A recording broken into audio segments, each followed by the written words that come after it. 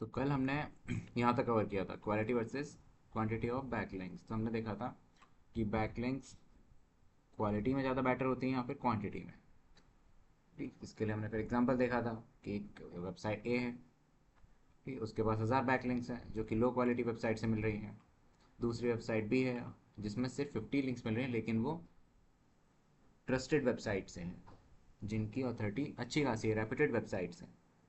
तो नॉर्मल सी बात है, क्रॉलर्स हैं, वो समझ जाएंगे कि वेबसाइट बी के पास जो बैकलिंक्स हैं वो ट्रस्टेड और क्रेडिबल बैकलिंक्स मिल रहे हैं इसको। ठीक,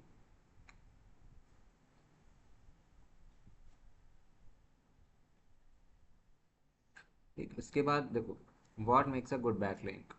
देखो पहला है authority of linking website. A link from a trusted website is more valuable. अब नॉर्मल देखो बैकलिंक में जैसे कुछ वेबसाइट्स ऐसी होती हैं जिनका डोमेन अथॉरिटी या पेज अथॉरिटी बहुत कम होती है। अब अगर किसी वेबसाइट का DAPA कम है तो नॉर्मल सी बात है उस वेबसाइट के बारे में ज़्यादा लोग नहीं जानते हैं, वो कम वैल्यूएबल है, कम पॉपुलर वेबसाइट है। अब ऐसी वेबसाइट अगर आपको बैकलिंक देगी जिसकी खुद की अभी कोई इमेज नहीं बनी हुई है ऑनलाइन कहीं भी, अगर वो आपको बैकलिंक देगी तो आप खुद समझिए इसकी खुद की अभी रेपुटेशन नहीं बनी है, ऑनलाइन बिल्डअप हो रखी है, वो आपकी वेबसाइट की बिल्डअप क्या करेगा।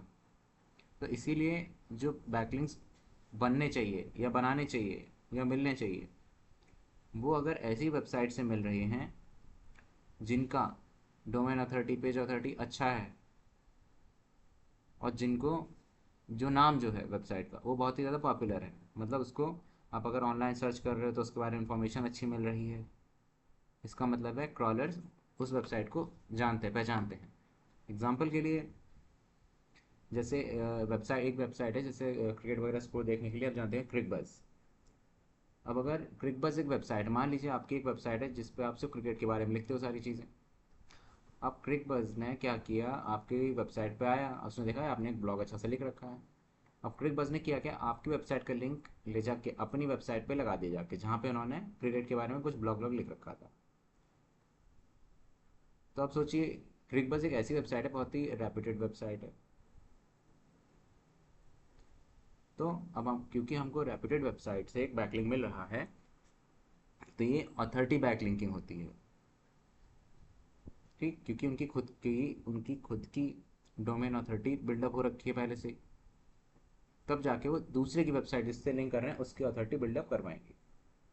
ठीक, दूसरा है रेलेवेंस। अब रेलेवेंस का मतलब ये है कि जो वेबसाइट दूसरी वेबसाइट को लिंक देगा, बैकलिंक देगा, तो कोशिश ये करो कि दोनों की जो नीश है, कैटेगरी है, इंडस्ट्री है, वो सेम हो। अगर कोई वेबसाइट है जो स्पोर्ट्स कैटेगरी की है और अगर वो कुकिंग रिलेटेड वेबसाइट को बैकलिंक दे रहा है तो ये कॉन्फ्लिक्ट है। क्यों, क्योंकि दोनों की इंडस्ट्री मैच नहीं कर रही, अलग अलग है। वहीं पर अगर एक स्पोर्ट्स की वेबसाइट दूसरी स्पोर्ट्स की वेबसाइट को लिंकिंग देगा, बैकलिंकिंग देगा, तो ये रेलेवेंसी है, क्योंकि सेम नीच है, सेम कैटेगरी दोनों की।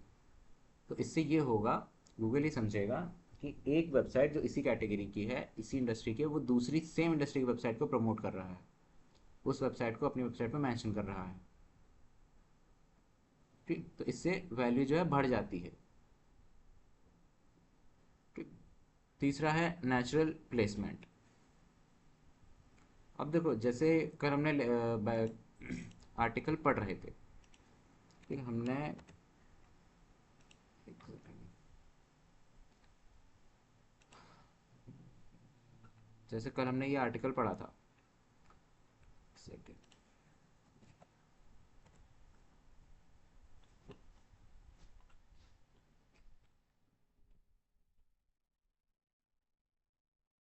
अब जैसे ये आर्टिकल था, ये किसके ऊपर था, डिजिटल मार्केटिंग के ऊपर। देखो लिखा है ना व्हाट इज डिजिटल मार्केटिंग, है उसके ऊपर आर्टिकल था। अभी जो ये लिंक लगा था, हमने देखा था ये दूसरी वेबसाइट को लिंक जा रहा है, searchengineers.in को। मतलब ये वेबसाइट दूसरी वेबसाइट को बैकलिंक दे रहा है, किस वेबसाइट को, searchengineers.in को। अब होगा क्या, जब मैं इस वेबसाइट पे क्लिक करूंगा, इस पे, इस एंकर टेक्स्ट पे, तो मैं जिस वेबसाइट पे पहुंच रहा हूँ, ठीक है, मैं जिस वेबसाइट पे पहुंच रहा हूँ, क्या उस वेबसाइट पे भी सेम कंटेंट है कि नहीं। अगर है तो ये जो लिंक लगा है ये नेचुरल लिंक है, मतलब ये जो लिंक लगाया गया है ये नेचुरली लगाया गया है, ज़बरदस्ती नहीं लगाया गया है। ज़बरदस्ती का मतलब है कुछ लोग क्या करते हैं, जैसे ये हाइफन है इसके ऊपर लगा दे रहे हैं, कुछ लोग फुल स्टॉप इस पे लगा दे रहे हैं, कुछ लोग वीडियो है इस पे लगा दे रहे हैं, रैंडमली लगा दे रहे हैं, मतलब मीनिंग कुछ नहीं बैठ रहा। क्यों? क्योंकि उनके दिमाग में सिर्फ इतनी चीज़ है, बैकलिंक मिलना चाहिए बस, और उनका किसी चीज़ से कोई मतलब नहीं। वो कहते हैं हमें बस बैकलिंक लाओ बस। लेकिन ये चीज़ गलत है, ये नहीं कर सकते।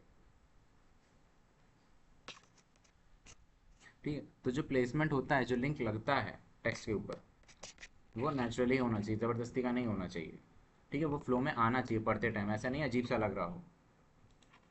ठीक, जैसे इसको हम पढ़ रहे हैं, the program provides a hands on learning experience with modules in key areas such as search engine optimisation, social media marketing, email marketing. तो देख लो ये फ्लो में आ रहा है, कहीं ऐसा नहीं लग रहा ज़बरदस्ती का लगा हुआ है ये। ठीक है, तब जाके इसके ऊपर लिंक लगा हुआ है। और fourth one is anchor text. अब एंकर टेक्स्ट आप लोगों को पता है, कोई भी टेक्स्ट जिसके ऊपर हम क्लिक कर सकते हैं वो एंकर टेक्स्ट होता है। अब ये चीज़ तो आपको पता है, किसी भी टेक्स्ट के ऊपर हम क्लिक कर सकते हैं वो एंकर टेक्स्ट ही है, क्योंकि उस पर लिंक लगा होता है। अब जो सबसे इंपॉर्टेंट चीज़ आती है एंकर टेक्स्ट की, वो ये होता है, मान लीजिए मैं इस पर क्लिक कर रहा हूँ, तो जैसे मैंने इस पर क्लिक किया, अब ये जो वेबसाइट ओपन हुई है, ये वेबसाइट किसके बारे में है? एसईओ के बारे में, सर्च इंजन ऑप्टिमाइजेशन के बारे में।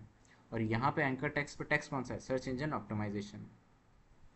ये ऑप्टिमाइज्ड एंकर टेक्स्ट है, क्योंकि जिस पेज पे रेफर कर रहा है उस पर भी इसी कीवर्ड से रिलेटेड इन्फॉर्मेशन है। अगर इस पे लगाते हैं सोशल मीडिया मार्केटिंग, और अगर मैं इस पर क्लिक करता, तो मैं चाहता था कि मुझे उसी पेज पे ले जाओ जहाँ पे सोशल मीडिया मार्केटिंग के बारे में लिखा हो, तब उस केस में वो एक वैल्यूएबल एंकर टेक्स्ट बनता। ठीक है, ये होता है एंकर टेक्स्ट। ठीक, अब जैसे ये गुड बैकलिंक्स थे, तो आपने देखा इसमें ऑथोरिटी, सेम ऑथोरिटी या बड़ी ऑथोरिटी की वेबसाइट से लिंक करना। दूसरा रेलेवेंसी से, कि सेम नीश की वेबसाइट, सेम कैटेगरी वेबसाइट अगर लिंक करे तो ज़्यादा अच्छी चीज़ है। ठीक, तीसरा नेचुरल प्लेसमेंट, कि जो लिंक्स का प्लेसमेंट है, जो लिंक्स लग रहे हैं वेबसाइट्स पे या कंटेंट में, वो नेचुरली हो, ज़बरदस्ती के ना हो। और चौथा एंकर टेक्स्ट, इसमें जिस टेक्स्ट पे क्लिक करें तो वो उसी कंटेंट पे ले जाए जिस पे लिंक लगा हुआ है।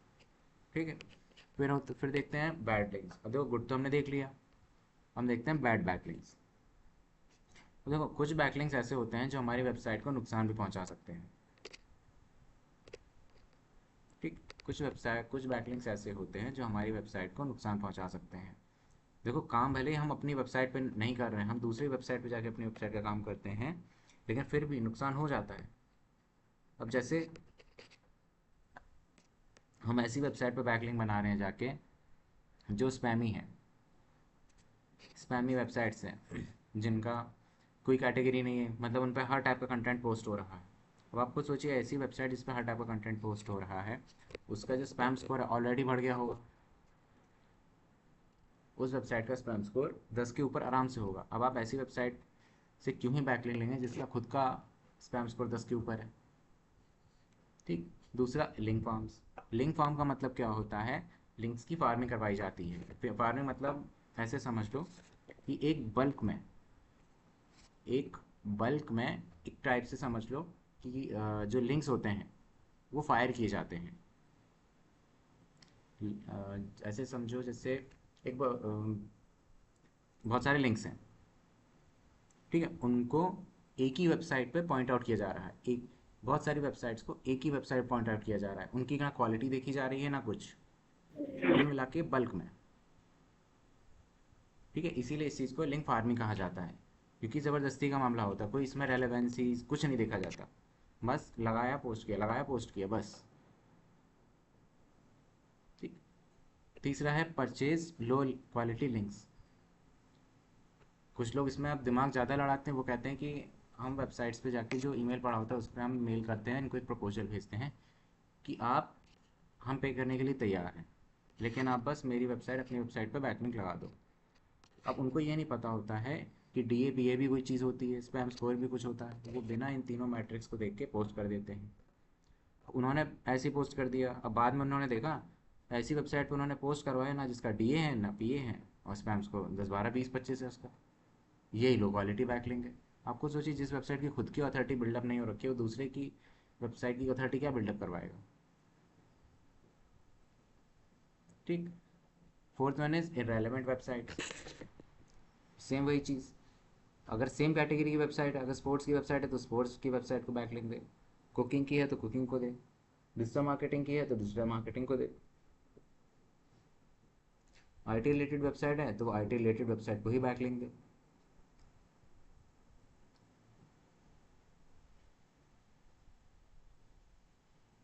ठीक। देखो, गूगल जो है ना, Google wants natural helpful links. Google को चाहिए कि आप लिंक जो है नेचुरली बनाओ और किसी की वैल्यू प्रोवाइड करे। वो जो लिंक्स हैं कुछ ना कुछ वैल्यू प्रोवाइड करवाएं। ज़बरदस्ती का सिस्टम नहीं चाहिए गूगल को। गूगल क्या, कोई जितने भी सर्च इंजन हैं उनका कहना यही है, आप जितनी भी एक्टिविटीज़ करते हो SEO, वो सब वैल्यूएबल होनी चाहिए। वो जो कंटेंट है कुछ वैल्यू प्रोवाइड कराना चाहिए ऑडियंस को, कस ठीक है, कस्टमर्स को। फिर देखो, फिर है what is link building. Link building होता क्या है, अब आपको ऑलरेडी पता लग चुका है लिंक बिल्डिंग क्या होता है।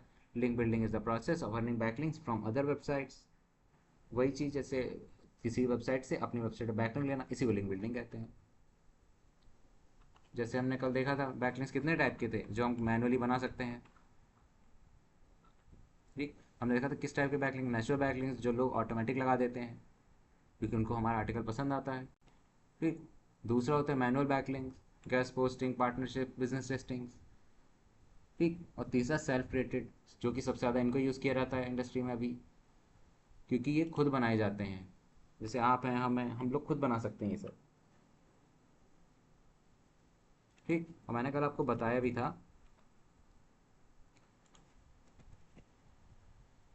कि हमको, देखो इंडस्ट्री में बहुत सारे, मैंने बताया था 12 13 टाइप के सबमिशन होते हैं, लेकिन मेनली इन तीनों पर ज़्यादा फोकस किया जाता है।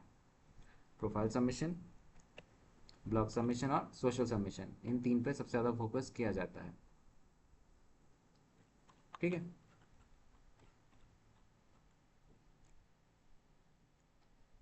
तो आप इन पे जब बैकलिंक बनाओगे तो यही जो आप बैकलिंक बना रहे हो, मतलब बैकलिंक मिल रहा है, यही लिंक बिल्डिंग होती है। ठीक है, अपने एक वेबसाइट से आपकी वेबसाइट पर लिंक लेना, यही लिंक बिल्डिंग होता है। इस ये किया क्यों जाता है, to increase website authority and visibility. Website की ऑथोरिटी बढ़ाने के लिए, ऑथोरिटी, डोमेन ऑथोरिटी, वो बढ़ाने के लिए। ठीक है। और दूसरा विजिबिलिटी, ताकि लोगों की नज़रों में वेबसाइट पड़े कि ये वेबसाइट जगह जगह मेंशन हो रखी है। आपको सोचिए, अगर किसी ने, आप मान लीजिए आपकी वेबसाइट डिजिटल मार्केटिंग से रिलेटेड है और गूगल पे जब भी कोई डिजिटल मार्केटिंग से रिलेटेड टर्म सर्च कर रहा है, तो आपकी वेबसाइट इनडायरेक्ट वे में या डायरेक्ट वे में अगर लोगों के सामने आ रही है, तो उसकी विजिबिलिटी जो है ना बहुत ज़्यादा हो चुकी, क्योंकि गूगल जो है अब वो भरोसा करता है कि आपकी वेबसाइट पर जो कंटेंट है वो ऑथेंटिक है, आपकी अथॉरिटी अच्छी खासी बिल्डअप हो रखी है। ठीक। फिर देखो, कुछ मेथड्स हैं लिंक बिल्डिंग के। गैस पोस्टिंग है, मैं आपको ऊपर बता ही दिया था गैस पोस्टिंग क्या होता है। आप दूसरे वेबसाइट्स को जाके मेल करते हैं, प्रपोजल देते हैं कि हम आपकी वेबसाइट पे कंटेंट पोस्ट करना चाह रहे हैं, बस बदले में हमको क्या चाहिए कि आप मेरी वेबसाइट का लिंक अपनी वेबसाइट पे लगा देना, बस।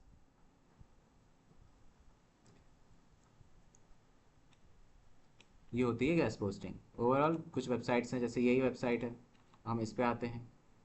तो इसमें होता क्या है, देखो सबसे नीचे एक ऑप्शन होता है कॉन्टैक्ट अस का, हर वेबसाइट के पास होता है। मेल होता है, कॉल होता है। आप चाहे इस कॉल करके पता कर सकते हो, नहीं तो मेल कर सकते हो। प्रपोजल भेजना होता है बस ये, कि हम आपकी वेबसाइट पे एक आर्टिकल पोस्ट करना चाहते हैं गैस पोस्टिंग में, बस हम ये चाहते हैं आप हमको एक बैकलिंक दे देना अपनी वेबसाइट से। ठीक है। ये होती है गैस पोस्टिंग। दूसरा आता है क्रिएटिंग वैल्यूएबल कंटेंट।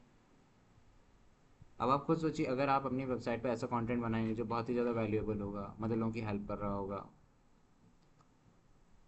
ठीक है। लोगों की, मान लो उनकी क्वेरीज बहुत ज़्यादा सॉल्व हो रही हैं, आपने कोई ऐसे टॉपिक पे लिख दिया जो किसी और ने नहीं लिखा है लेकिन आपने लिख दिया है, अब क्योंकि वो कंटेंट इतना ज़्यादा वैल्यूएबल है कि किसी और ने लिखा, सिर्फ आपने लिख दिया है, तो इससे क्या होगा, लोग आपके उस कंटेंट को, उस पेज को अपनी वेबसाइट से लिंक करेंगे, क्योंकि उनको पता है कि आपका कंटेंट इकलौता कंटेंट है जो इंटरनेट पे सबसे वैल्यूएबल है। अब क्यों, अब उन्होंने लिंक क्यों किया, क्योंकि आपका जो कंटेंट था वो वैल्यूएबल था, वो बहुत ज़्यादा वैल्यू प्रोवाइड करवा रहा था। ठीक, अब क्या कर सकते हो, देखो मान लीजिए आपने डिटेल गाइड बना दी किसी चीज़ की, कि स्टेप बाय स्टेप आपको ऐसे करना है। सपोज आपने एक आर्टिकल लिख दिया या फिर गाइड बना दी कि वेबसाइट कैसे बनानी, तो आपने स्टेप बाय स्टेप ऐसे वेबसाइट बना सकते हैं। ठीक, आपने किसी चीज़ के ऊपर पूरी रिसर्च रिपोर्ट लिख दी, ठीक, कि ऐसे काम कैसे करता है, पूरी आपने रिपोर्ट बना दी इसके ऊपर। ठीक, या फिर इन्फोग्राफिक्स, जैसे इमेज में जो इन्फॉर्मेशन लिखी होती है, आपने देखे होंगे एनोटेशंस वगैरह लगे होते हैं। ठीक, दिखाता हूँ मैं।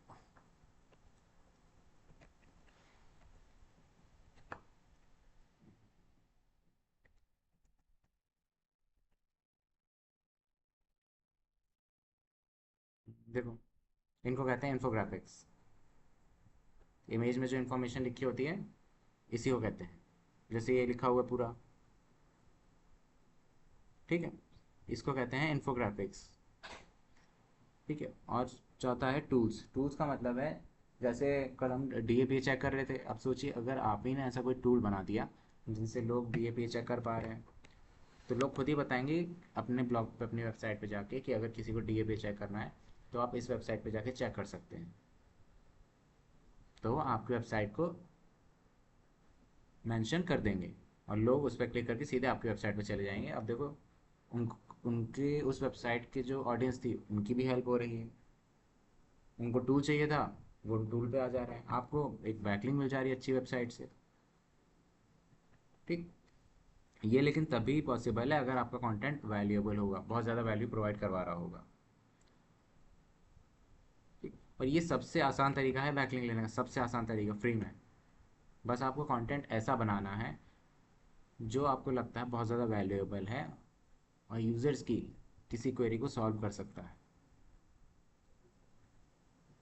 ठीक, अब जब भी देखो, एक चीज़ और बताऊँ, कभी भी कंटेंट बना रहे हो किसी भी टाइप का, चाहे आप इंस्टा के लिए पोस्ट बना रहे हो, यूट्यूब के लिए वीडियो बना रहे हो, वेबसाइट के लिए ब्लॉग ब्लॉग या आर्टिकल लिख रहे हो, तो हमेशा कंज्यूमर के पर्सपेक्टिव से सोचो कि क्या अगर आप एज अ कंज्यूमर उस कंटेंट को कंज्यूम करते कि नहीं, आपको आंसर मिल जाएगा। अब क्योंकि अगर इतनी सारी इन्फॉर्मेशन होगी तो लोग नेचुरली ही आराम से लिंक कर ले जाएंगे सबको, क्योंकि उनको पता है ये जो कंटेंट लिखा हुआ है बहुत ज़्यादा वैल्यूएबल है। तीसरा है डिजिटल पीआर। पीआर मतलब public relations, digital public relations. अब इसमें क्या होता है, getting a brand mention in news websites, industry publications और ऑनलाइन मैगजीन्स। अब अब अगर हमारी वेबसाइट की अथॉरिटी अच्छी होगी, उसकी विजिबिलिटी बहुत ज़्यादा होगी, तो उस केस में, अब कुछ जो न्यूज़ की वेबसाइट्स रहती हैं, वो कहीं ना कहीं ऐसी वेबसाइट्स को अपनी वेबसाइट में मेंशन जरूर करती हैं। वो बताते हैं कि इस वेबसाइट पे जाके कंटेंट बहुत ही जेन्युइन है, वैल्यूएबल है। और न्यूज़ वेबसाइट से बैकलिंक मिलना बहुत बड़ी बात है। और देखो, मैं ये नहीं कह रहा मुश्किल है, मुश्किल बिल्कुल नहीं है। बस आपको ये पता होना चाहिए कि वो अपनी वेबसाइट पे किस टाइप का कंटेंट पोस्ट करते हैं। ठीक, क्या वो स्पोर्ट्स के ऊपर ज़्यादा फोकस करते हैं, क्या आईटी पे, आईटी से रिलेटेड ज़्यादा फोकस करते हैं, मार्केटिंग से, या किस चीज़ से, एग्रीकल्चर से। बस इन चीज़ों को पता करो, आप कंटेंट बनाना शुरू करो। ठीक, उसके बाद है इंडस्ट्री पब्लिकेशंस। अब आप ही की इंडस्ट्री के जो कुछ फेमस ब्रांड्स होते हैं, जो पब्लिकेशंस होते हैं, जो बुक्स वगैरह ऑनलाइन पब्लिश की जाती हैं, ठीक, बड़े बड़े ब्रांड्स हैं। अब वो लोग भी देखते हैं कि अगर हमारी सेम इंडस्ट्री का ये जो वेबसाइट अगर है और ये वैल्यूएबल कंटेंट प्रोवाइड करा रहा है, हमारे जो कस्टमर्स हैं उनकी इससे हेल्प हो सकती है, कोई ना कोई क्वेरी सॉल्व हो सकती है, तो वो लिंक कर देते हैं। और तीसरा ऑनलाइन मैगजीन्स। अब कुछ मैगजीन्स आती हैं ऑनलाइन, आपको पता होगा, चाहे वो न्यूज़ की हुई, चाहे एग्ज़ाम प्रिपरेशन की हुई, चाहे किसी भी कैटेगरी की। अब ये सब होता तभी है अगर पब्लिक रिलेशंस अच्छे होंगे। न्यूज़ की वेबसाइट्स हैं, उनसे उनसे आपको रिलेशन बिल्डअप करने पड़ेंगे। जो न्यूज़ की इंडस्ट्री के चैनल्स वगैरह हैं उनसे आपको रिलेशन बिल्डअप करने पड़ेंगे। कि कैसे हो सकता है, एक डिजिटल मार्केटर टू दूसरे डिजिटल मार्केटर, आपस में उनके डिस्कशंस होते हैं। ठीक सेम इंडस्ट्री वाले पब्लिकेशन में जो पब्लिकेशन है वो आपस में बात करते हैं। ये ऑनलाइन मैगजीन्स हैं, जो मैगजीन्स ऑनलाइन वगैरह पब्लिश होती हैं। ऑनलाइन है तो ऑफलाइन भी मैगजीन्स जो आती हैं उनमें भी मैं कह रहा हूँ देखो, ऑफलाइन मैगजीन आप वेबसाइट, मैं नहीं कह रहा क्लिक कर पाओगे, नॉर्मल सी बात है, लेकिन एटलीस्ट वेबसाइट का नाम तो मेंशन होगा उसमें, आपको पता लगेगा एक ब्रांड है। तो पब्लिक रिलेशन ऐसे ही बनाए जाते हैं।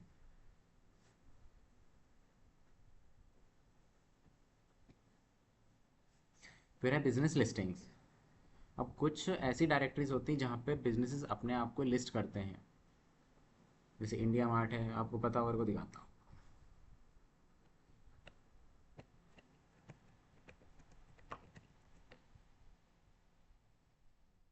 जैसे ये एक वेबसाइट है, इंडिया मार्ट। अब इस पे जितने बिजनेसेस होते हैं अपने आप को लिस्ट करते हैं ताकि around the India, around the globe लोग आपके बिजनेस को इजीली फाइंड कर पाएँ। अब जैसे यहाँ पे अगर मैं कुछ सर्च करता हूँ, जैसे मैंने सर्च किया, तो यहाँ पे क्या होगा, अब इसी से रिलेटेड चीज़ें आ जाएंगी। और ये जो है ना, ये ऐसा नहीं सिंगल पीस पे के नहीं, ये बिजनेस टू बिजनेस की डील होंगी, बी टू बी। ये जो प्राइसेस हैं ये एक आइटम के नहीं हैं। अगर ये एक आइटम के उस केस में है, अगर आप 100, 50 या 1000 ऐसी क्वांटिटी में परचेज करोगे तब ये इतने का पड़ेगा। ये होती हैं वेबसाइट। इसके अलावा और दिखाता हूँ मैं आपको।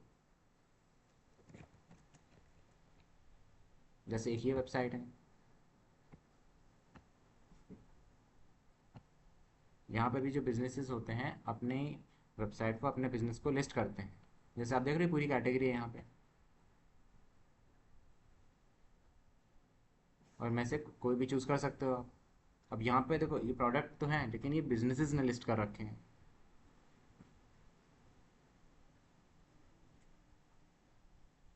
ठीक, ये बिजनेसेस हैं। अब ये भी जो प्राइस है ना, ये ऐसा नहीं सिंगल के, ये उसी केस में होगा जब आप क्वांटिटी में खरीदोगे इनको। अब यहाँ देखो ये जो होता है ना, ये एक्चुअली में फ्री होता है, ये बिजनेस लिस्टिंग, इसमें ज़्यादा मेहनत करनी नहीं पड़ती। बस आपको ये पता होना चाहिए कौन कौन सी फेमस डायरेक्टरीज हैं जिनको लोग ज़्यादातर एक्सेस करते हैं। ठीक है, ये होता है business listing.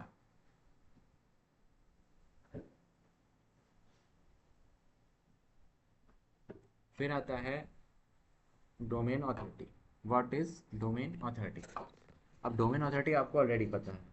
A domain authority is a metric that estimates how strong and trustworthy a website's domain is. It is commonly measured on a scale 0 to 100. Higher score generally means stronger authority. Her website की एक authority होती है, ऐसे समझ लो उनकी reputation होती है, जिसको सर्च इंजन से 0 to 100 के बीच में कैलकुलेट करते हैं। वो देखते हैं कि इस वेबसाइट की ऑनलाइन अथॉरिटी कितनी बिल्डअप हो रखी, ठीक है, कितना ज़्यादा इस वेबसाइट पे भरोसा है सर्च इंजन के क्रॉलर्स को। तो इसके लिए एक नंबर इशू होता है जिसका कंट्रोल हमारे पास बिल्कुल नहीं होता है, ये टोटली सर्च इंजन्स के ऊपर ही होता है। और वो कंटेंट देख के, बैकलिंक्स देख के उस बेसिस पे इसको जज करते हैं। ये हमको तभी नंबर, देखो ये नंबर घटते भी हैं बढ़ते भी। बढ़ते किस केस में, जितने अच्छे बैकलिंक्स होंगे, जितने ऑथेंटिक वेबसाइट से होंगे, जितने ट्रस्टवर्दी वेबसाइट से होंगे, उतना ज़्यादा नंबर होगा। अब ज़्यादा नंबर देखो, ऑथेंटिक बिल्डअप करने में सालों चले जाते हैं। ऑथेंटिक बिल्डअप करने में सालों चले जाते हैं। ये गूगल वगैरह है, इनकी वेबसाइट 20 20 25 25 साल हो गए तब जाके अब 90 के अब पहुँचे। ठीक, तो इतना समझ लो, जिस वेबसाइट का डीए 30 के अबव होगा वो वेबसाइट ठीक है, मतलब उसकी जो विजिबिलिटी है वो अच्छी बनी हुई है। हम ये नहीं कहेंगे बहुत अच्छी, बस अच्छी बनी हुई है ऑनलाइन। मतलब उसकी अथॉरिटी हम ये भी नहीं कहेंगे बहुत ज़्यादा स्ट्रॉन्ग है, ना कहेंगे स्ट्रॉन्ग है, मतलब ठीक ठाक बनी हुई है बस, क्योंकि एक नंबर दिया गया 30 का। आपको पता है ये चेक कैसे करते हैं? ठीक, आप वेबसाइट पे जाओगे, डीएपी चेकर खुलता है, आप उस पर चेक कर सकते हो, कोई भी वेबसाइट है जैसे ये है। यहाँ पे किसी भी वेबसाइट का सिर्फ यूआरएल कॉपी करना और यहाँ के पेस्ट कर देना, उसके बाद चेक डीएपी कर देना।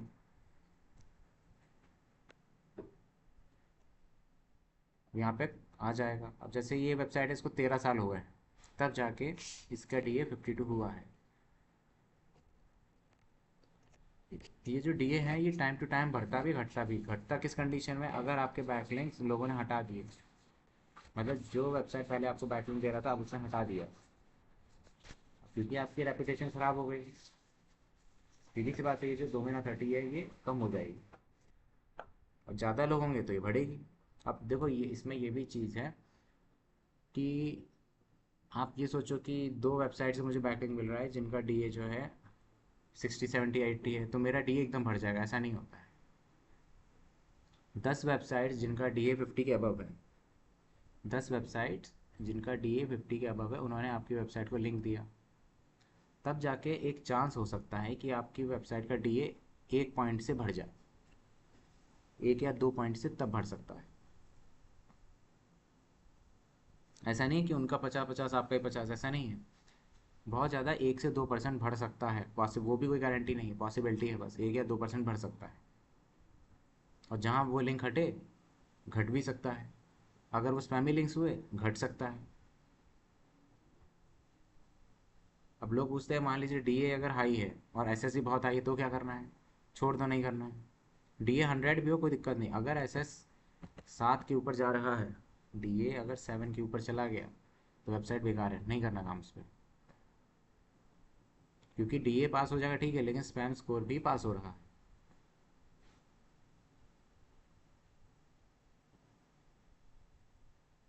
ठीक, तो याद रखो 0 to 100 के बीच में एक वेबसाइट की ऑथोरिटी कैलकुलेट की जाती है।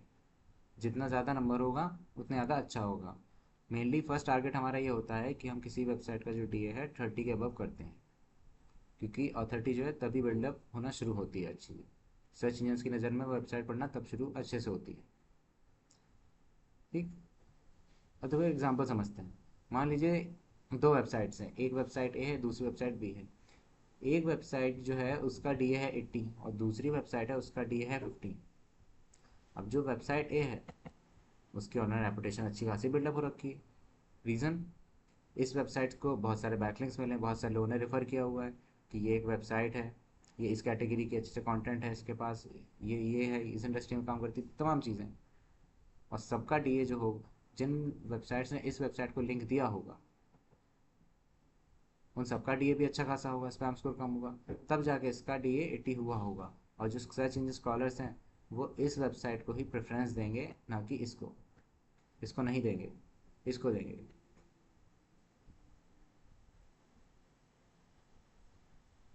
ठीक है।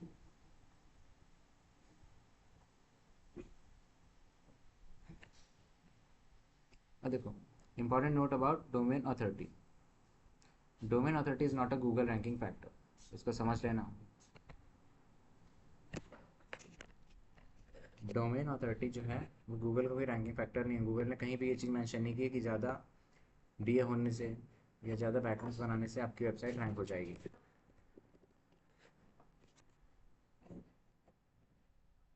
ये किसी भी जगह पे मेंशन ऐसा नहीं है कि ज़्यादा बैकलिंक बनाने से आपकी वेबसाइट रैंक हो जाएगी। गूगल ने भी इस चीज़ को मेंशन नहीं किया। Google does not use DA directly, याद रखो इस चीज़ को। गूगल कभी भी डीए को डायरेक्टली यूज़ नहीं करता है। गूगल डोमेन अथॉरिटी को डायरेक्टली यूज़ नहीं करता है। ये जो डीए है ये एक थर्ड पार्टी एसईओ का टूल आता है, उसने दिया था इसको। ठीक, और उस टूल का नाम है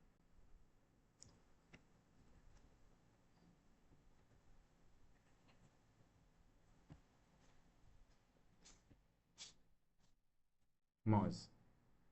ये टूल है जिसने ये DAPASS स्टार्ट किया था वर्ल्ड में फर्स्ट टाइम। इन यही लोग ये तीनों टर्म्स लेके आए थे। DAPASS इन्हीं का दिया हुई चीज़ें हैं इस वेबसाइट की, किसकी, मॉज की।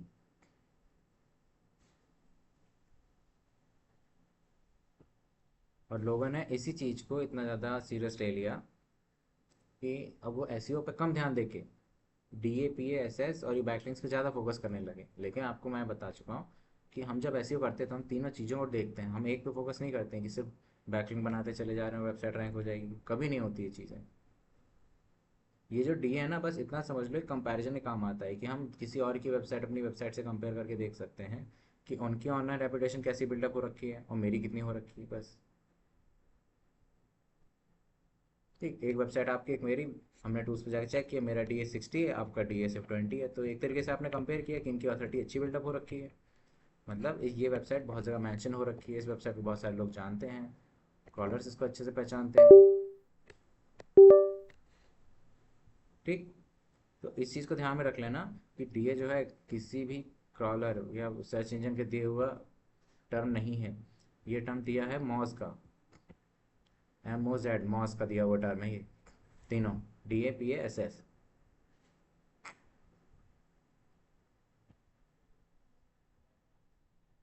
तो देखो, factors that influence domain authority, कौन कौन से फैक्टर्स हैं जो डोमेन अथॉरिटी को इन्फ्लुएंस करते हैं, ऐसे समझ लो कि डोमेन अथॉरिटी डिसाइड करते हैं किन बेसिस पे। ठीक है, पहला है बैकलिंक्स। अब जितनी क्वालिटी बैकलिंक्स होंगी, मतलब जितनी फेमस वेबसाइट्स आपको रेफर कर रहे होंगे, आपकी वेबसाइट को मेंशन कर रहे होंगे अपनी वेबसाइट पे, वो की क्वालिटी बैकलिंक्स हैं, तो वो आपकी जो वेबसाइट की अथॉरिटी है वो बिल्डअप करेंगे। मतलब बताएंगे कि हम इनको जानते हैं, हम इनको जानते हैं, इस वेबसाइट के पास आप कंटेंट ले सब पढ़ सकते हो जाके। तो ये बैकलिंक से हमारी जो अथॉरिटी है वो बिल्डअप हो रही है धीरे धीरे, क्योंकि ज़्यादातर लोग हमारी वेबसाइट के बारे में फिर बात कर रहे हैं। ठीक, दूसरा है वेबसाइट एज।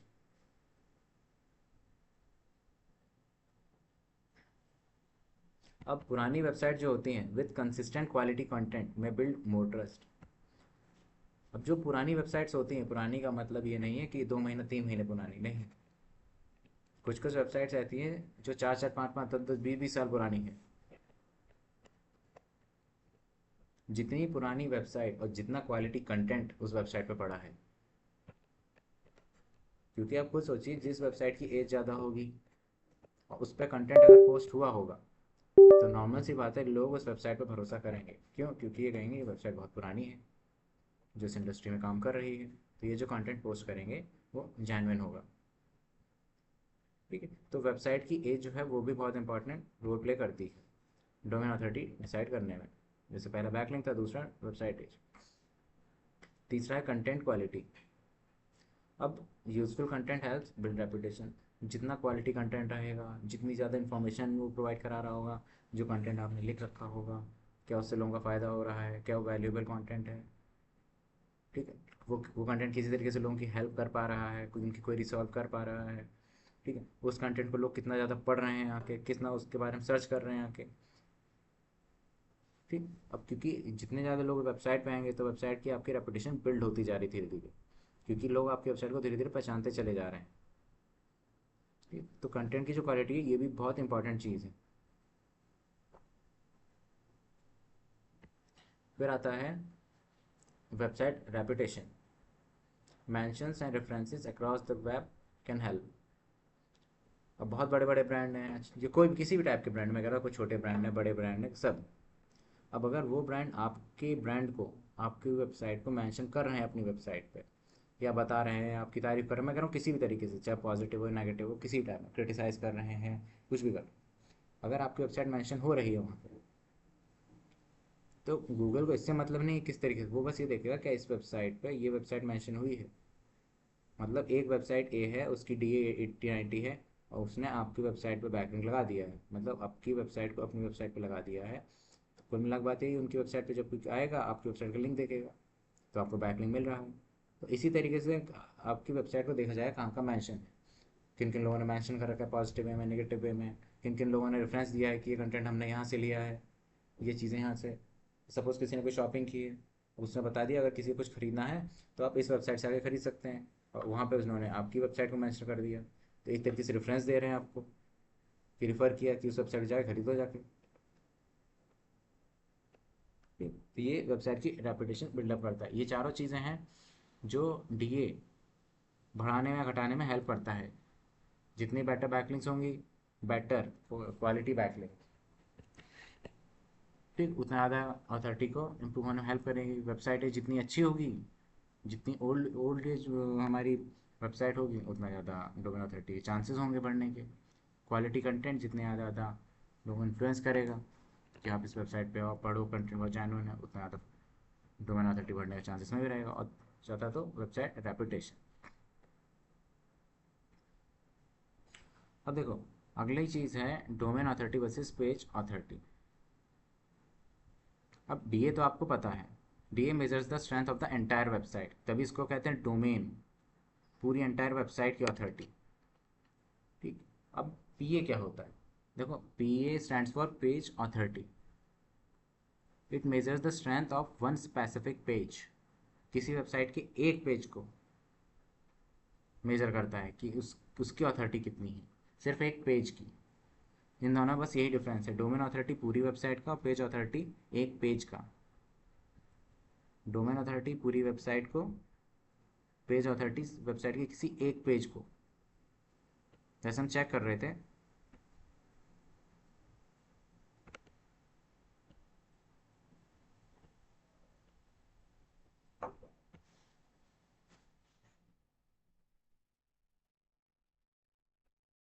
देखो ये D A P A S S आ रहा है। डी ए किसका है? इस पूरी वेबसाइट का। पी ए क्या है? इस पेज का, इस पेज का डी ए है, वो पी ए है। पेज अथॉरिटी सिर्फ एज सिंगल पेज का। अब अगर मैं इस वेबसाइट के दूसरे पेज पे जाता हूँ, तो हम खोल के देखते हैं।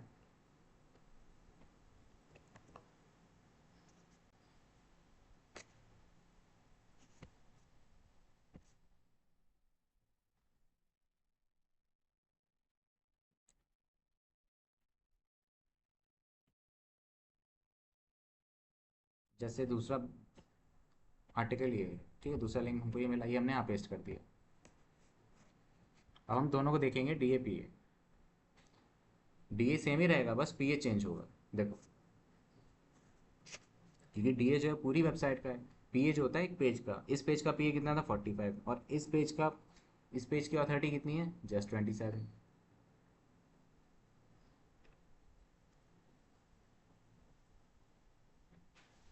ये डिफरेंस होता है डी ए पी ए में, ठीक। D A measures the strength of entire website, whereas page authority measures the strength of one specific web page, ठीक। अब जैसे एग्जांपल देखो, फिर से देख लो, डोमेन अथॉरिटी जैसे पूरी है वेबसाइट ही है, पेज अथॉरिटी मतलब वेबसाइट के अंदर कोई पेज है उसकी अथॉरिटी, ठीक। ध्यान रखना, डी ए पी ए बहुत इंपॉर्टेंट टर्म है, डी ए पी ए और एस एस, ठीक। अब देखो एग्जांपल लेते हैं, सपोज एक रियल बिजनेस का एग्जांपल।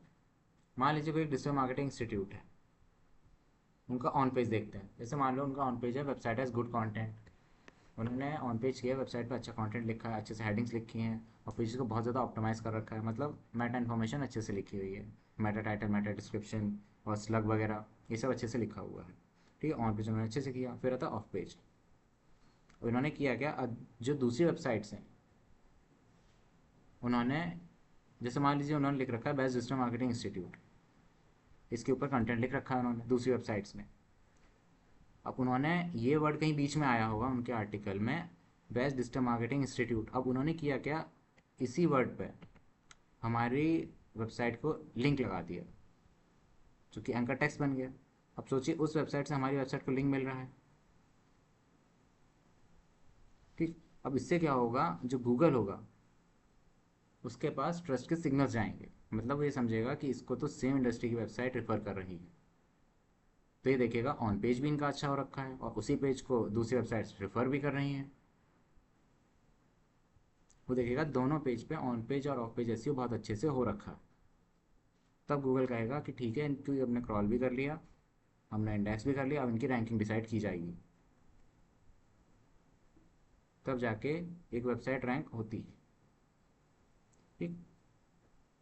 अब देखो, ये कुछ ऑफ पेज ऐसी मिस्टेक्स हैं।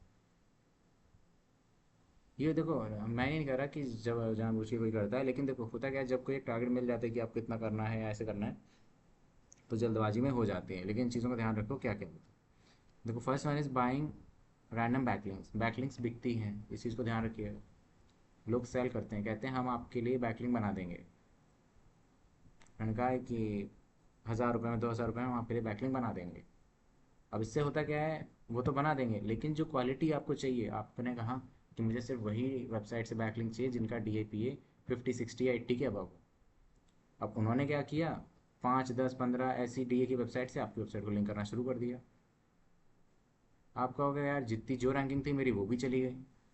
क्यों? क्योंकि बेकार वेबसाइट्स आपकी वेबसाइट को मेंशन करने लग गई,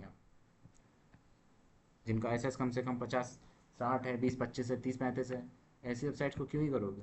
तो और हमेशा देखो जो लोग ये बैकलिंक सेल करते हैं, 90% चांस रहता है कि उनके पास ऐसी ही वेबसाइट्स रहती हैं जिनका DAPA बहुत बेकार होता है और स्पैम स्कोर बहुत ज़्यादा होता है।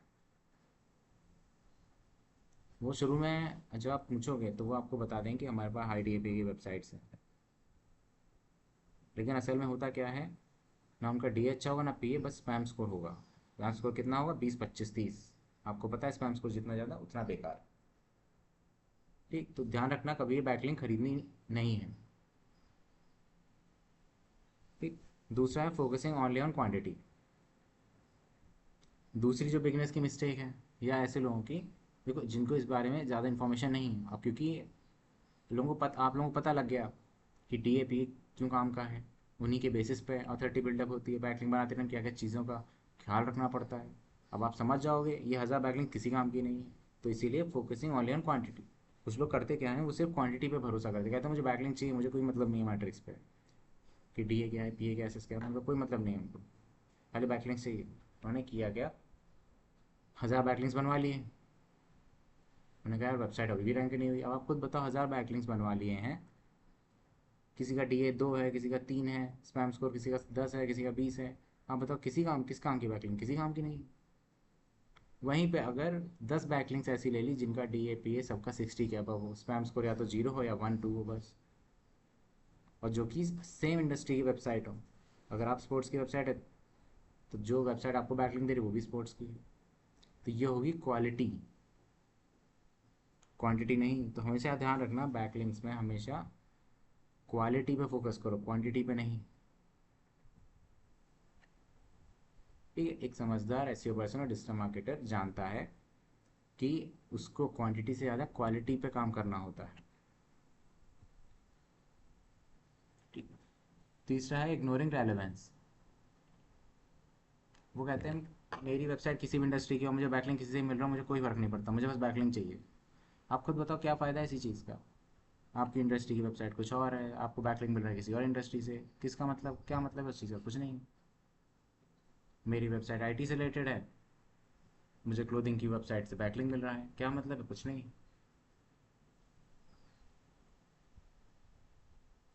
ठीक। तो हम कोशिश ये करते हैं, हम सेम इंडस्ट्री की वेबसाइट से ही लिंक करते हैं। इसके बाद है यूजिंग स्पैम टेक्निक्स। ये सबसे पॉपुलर है 2024 25 26, इन 3 सालों में ये टेक्निक्स बहुत ज़्यादा हाइप पे है और बहुत ज़्यादा इनको प्रमोट किया जा रहा है। ये लोग करते क्या हैं, स्पैमी टेक्निक्स यूज़ करते हैं। स्पैमी टेक्निक्स का मतलब है ये एक दिन में 500 500 400 बैकलिंक्स बनवाते हैं। एक दिन में 400 500 बैकलिंक्स बनवाते हैं लोगों से। आपको सोचिए ऐसी बैकलिंक्स जो 400 500 बनवाई जा रही है, क्या आपको लगता है उन सबका DAPA अच्छा होगा? बहुत ज़्यादा 2 या 3 वेबसाइट होंगी जिनका DAPA अच्छा होगा। अब इससे क्या होता है कि टेम्परेरी तो चीज़ें फिक्स हो जाती हैं, फिक्स का मतलब है आपकी रैंकिंग टेम्परेरी तो ऊपर नीचे हो जाती है, लेकिन गूगल ये चीज़ इतनी तेज़ डिटेक्ट करता है ना, वो DA पे नहीं देखेगा, वो लिंक बिल्डिंग देखेगा। मैंने बताया किसी सर्च चीज़ में फ़र्क नहीं पड़ता आपकी अथॉरिटी कितनी है, उसको फ़र्क पड़ता है लिंक बिल्डिंग से, कहाँ कहाँ से लिंक मिले हुए हैं वो ये चेक करता है। वो कह रहा है आपका DA चाहे 100 हो चाहे 10 हो, कोई मतलब नहीं है, उसको मतलब है लिंक कहाँ से मिले हैं आपको। उसने देख लिया कि आज कि उसने देखा गूगल ने कि 10 दिन पहले आपकी वेबसाइट को सिर्फ एक ही वेबसाइट रेफर कर रही थी, एक ही वेबसाइट से बैकलिंक मिल रहा था। आज 10 दिन बाद मैंने देखा तो एक से सीधे 1000 हो गया। वो कहेगा 999 बैकलिंक्स कहाँ से मिल गए इसको 9 दिन। अब मिल भी सकते हैं, ऐसा नहीं नहीं मिल सकते। तो अब गूगल का नेक्स्ट स्टेप क्या होगा, वो जो बैकलिंक्स मिले हैं वो उन पेजेस पे जा जाके चेक करेगा। गूगल के जो क्रॉलर्स है, बॉट्स है, वो जाके चेक करेंगे कि जो बैकलिंक्स मिले हैं वो रेलेवेंट है कि नहीं या इरेलेवेंट है। सेम इंडस्ट्री के हैं कि नहीं।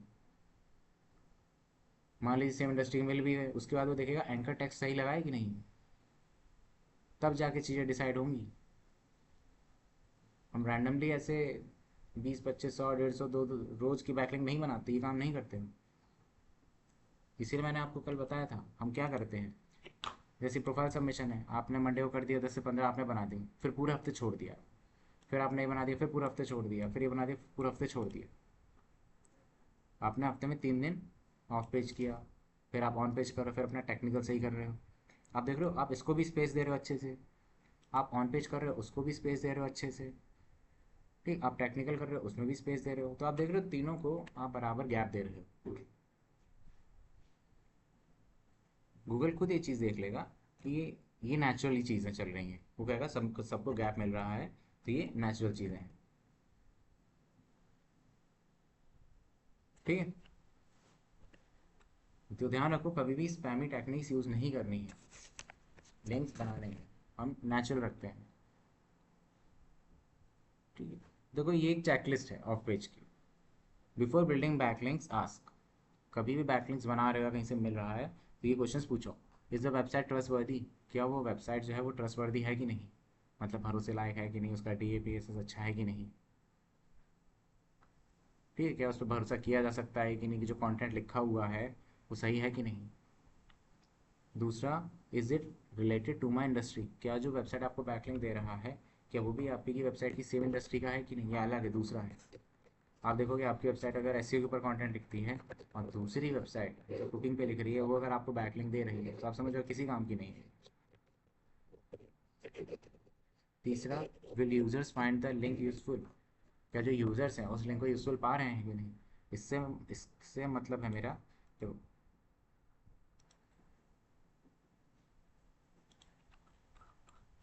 जैसे ये नेचुरल बैकलिंक लगा हुआ था यहाँ पे, ये अब जब मैं इस पर क्लिक कर रहा हूँ तो अंदर जाके भी मैं जिस पेज पे जा रहा हूँ वो SEO के ऊपर ही जा रहा हूँ, सर्च इंजन ऑप्टिमाइजेशन के पेज पे। तो यूज़र्स क्या उस लिंक को यूज़फुल पा रहे हैं कि नहीं, मतलब यूज़र्स की वो हेल्प कर रहा है कि नहीं वो लिंक उसी सेम डेस्टिनेशन पहुंचने में जो उसमें लिखा हुआ है। ठीक, फिर डज इट लुक नेचुरल, क्या ये जो लिंक है ये जो लगे होंगे ये नेचुरल होंगे कि नहीं, या बस ऐसे ही ज़बरदस्ती का लगा दिया है। जैसे मैंने बताया था कुछ लोग फुल स्टॉप में लगा दे रहे हैं, कुछ लोग कॉमा में लगा दे रहे हैं, कुछ लोग ऐसे लगा दे रहे हैं। ऐसा नहीं, लग नहीं सकता, लग जाएगा, लेकिन आप ये बताओ इसका मतलब क्या, फोकस इज ऑन, कि कौन इसके ऊपर आर्टिकल लिखेगा। आप गूगल एनालिटिक्स के ऊपर कुछ चीज़ें लिख सकते हो, आप गूगल एड्स के ऊपर कंटेंट लिख सकते हो। अब मान लीजिए आपने एक कंटेंट कहीं लिख रखा है गूगल एड्स के ऊपर, ये मान लीजिए ये जो वेबसाइट है आप ही की वेबसाइट है, ये वेबसाइट आप ही की है, आपने गूगल एड्स के ऊपर एक कंटेंट लिख रखा है, तो आप करोगे क्या, इसके ऊपर उस पेज का लिंक लगा दोगे आपके, तो ये इंटरनल लिंकिंग हो जाएगी क्योंकि वेबसाइट के अंदर की काम चल रहा है। अब मान लीजिए ये दूसरी वेबसाइट है, ये DAP चेकर, मान लीजिए इस वेबसाइट ने गूगल एड्स का एक कंटेंट लिख रखा था, यहाँ पे कहीं लिख रखा था, मान लेते हैं ये वही URL है। आप वो URL जिसको खोल के आप गूगल एड्स के कंटेंट पे आए थे वो URL कॉपी करोगे और अपनी वेबसाइट पे जाके उसी टेक्स्ट के ऊपर वो लिंक लगा दोगे, तब जाके ये जो टेक्स्ट लिंक है ये रेलेवेंट होगा। ठीक है, और वो नेचुरली दिखेगा कि गूगल स्क्रॉलर समझ जाएंगे जो एंकर टेक्स्ट लगा है, ये लिंक लगा है, ये नेचुरल है। ठीक, और देखो आप लोगों के लिए काम छोटा सा है ये, देखो क्या करना, 5 वेबसाइट्स ढूंढना कोई भी। ठीक, चेक करना कि डू दे हैव बैकलिंक्स। और कैसे चेक करना है, देखो 2 तरीके होते हैं। पहला जो सबसे सिंपल तरीका है जो अभी तक हम चेक कर रहे थे, जैसे आपने कंटेंट लिखा, आप देखना ये जो एंकर टेक्स्ट लगे होते हैं इन पे माउस लेके आना और देखना कि क्या ये लोग बैकलिंक दे रहे हैं किसी को। जैसे ये मुझे मिला था, ठीक है, ये वाला एक मिला था, मतलब ये दूसरी वेबसाइट पे भेज रहे हैं। ठीक, ये काम करना आप लोग। ठीक, देखना कि कौन सी वेबसाइट पे लोग भेज रहे हैं। उसके बाद ये देखना कि कौन जो लिंक्स लगे हुए हैं, जैसे ये लिंक लगा था, कि ये नेचुरल बैकलिंक है कि नहीं, ये जो लिंक है ये नेचुरल है कि नहीं। अभी आपको पता लग रहा है नेचुरल है, देखिए पूरा सेंटेंस एक साथ पढ़ के देखिए, नेचुरल साउंड कर रहा है एकदम, ठीक। और ये जो चीज़ है, इस क्वेश्चन का आंसर अपने शब्दों में खुद लिखिए, कोशिश करिएगा क्या मतलब निकल रहा है, क्या आपको समझ में आया, ऑन पेज और ऑफ पेज ऐसी होती क्या चीज़ है।